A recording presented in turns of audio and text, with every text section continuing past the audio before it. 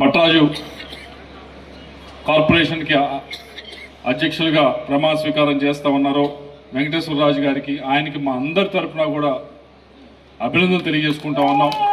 ఆంధ్రప్రదేశ్లో ఉన్న పరిస్థితులు మీ అందరికీ తెలుసు. ఎంతటి ఆర్థిక భారంతో రాష్ట్రం నడుపుతా ఉన్నాము, ఆర్థిక లోటుతో రాష్ట్రం నడుపుతా ఉన్నాము అని చెప్పి మీ అందరికీ కూడా తెలుసు.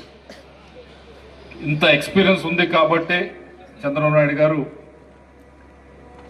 ఎక్కడ కూడా ఏ ఒక్క వర్గానికి కూడా ఎటువంటి ఇబ్బంది లేకుండా ఈరోజు నడుపుతా ఉన్నారు రాష్ట్రాన్ని. చెప్పాం ఎలక్షన్ సమయంలో సూపర్ 6 ప్రకారం ఇస్తాం ప్రతి హామీ అని చెప్పి. దాంట్లో అన్నదాత సుఖీభవ ఇచ్చాం. దాని తర్వాత తల్లికి వందనం ప్రతి ఒక్కరికి కూడా ఇవ్వడం జరుగుతుందని చెప్పి ఇచ్చాం. అలాగే ఉచిత బస్సు చాలా మంది అవుతుందా లేదా అని చెప్పి చాలా గొడవ చేశారు. లేదు, చేసి చూపించాం. పెన్షన్స్ లేదు, ఇది అవ్వదు, 4,000 రూపాయలు ఎప్పటికి అవ్వాలి. పోయినసారి 2,000 నుంచి 3,000 పెంచడానికే 4-5 సంవత్సరాలు పట్టింది. ఇక్కడ ఎప్పుడు అవ్వాలి అన్నారు, కాదు, చేసి చూపించాం.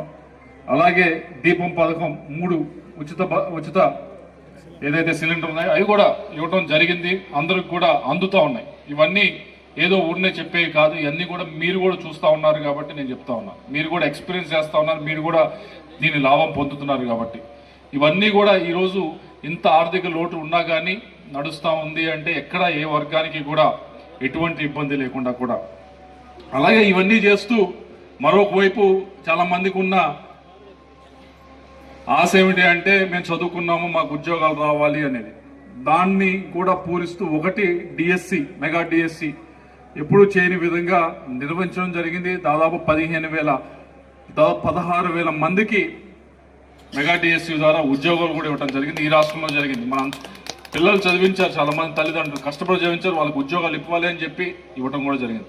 అక్కడితో ఆగలేదు, ఆగకుండా ఇక్కడికి రాష్ట్రం అభివృద్ధి చెందాలి, అభివృద్ధి చెందితేనే పిల్లలు ఇక్కడ బాగా చదువుతూ ఉన్నారు, ఇక్కడ పిల్లలు చదివిన వారికి ఉద్యోగాలు రావాలంటే ఇక్కడ పెట్టుబడులు వస్తేనే జరుగుతుందనే ఉద్దేశంతో దేశం మొత్తం మీద గడిచిన సంవత్సరంలో ఎంతైతే పెట్టుబడులు వచ్చి పెట్టారో దాంట్లో 25% పెట్టుబడులు ఆంధ్రప్రదేశ్లోనే పెట్టారని చెప్పి నిన్న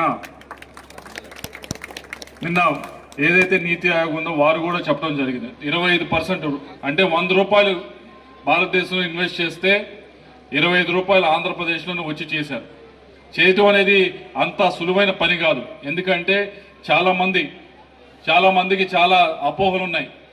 మనం ఇన్వెస్ట్ చేస్తే లేకపోతే ఇక్కడికి వచ్చి మనం పెట్టుబడులు పెడితే మనకు వాటికి సరైన పద్ధతిలో నడుస్తుందా లేదా అనే చాలా మంది అపోహలు ఉన్నాయి. అటువంటివి పటాపంచలు చేస్తూ కూడా ఆ కాన్ఫిడెన్స్ ఇవ్వడం జరిగింది. కాబట్టే ఇక్కడికి వచ్చి ఇవన్నీ కూడా చేస్తూ ఉన్నారు. ఇవన్నీ చేస్తూ ఉన్నది ఎందుకు అంటే ఇక్కడ రాష్ట్ర భవిష్యత్తు, అలాగే పిల్లల భవిష్యత్తు, నెక్స్ట్ జనరేషన్ భవిష్యత్తు కూడా బాగుండాలని చెప్పి ఇవన్నీ కూడా చేస్తూ ఉన్నాం. అది దయచేసి గుర్తుపెట్టుకోవాలని కోరుతూ